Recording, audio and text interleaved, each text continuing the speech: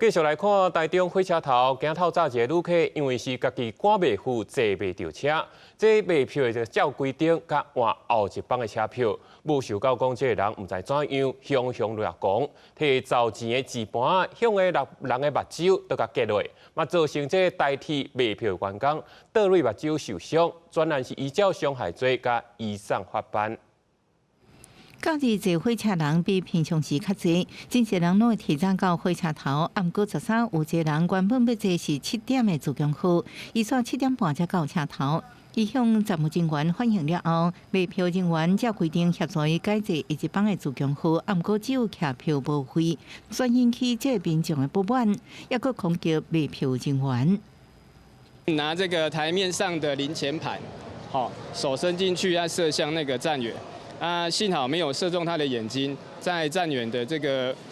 上方的眉角部分有被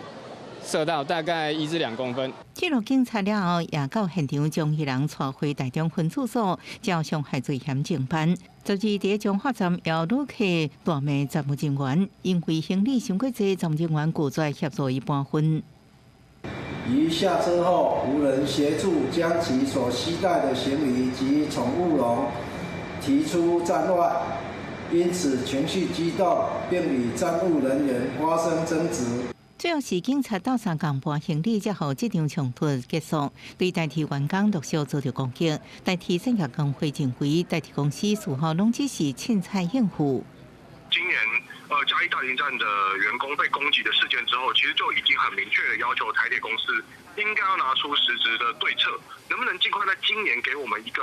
结果，而不是一再的告诉我们他要再延役。那我觉得在延役，那我们只是等更多的员工被这个攻击或是咆哮而已。代替产业工会表示，已经要求代替公司针对公法灭落器、精神、监视设备、增加保全等这案环境的代志进行全面性调查。不过，到即马依然无全面调查，会继续要求代替落实保障劳工执勤的安全。记者综合报道。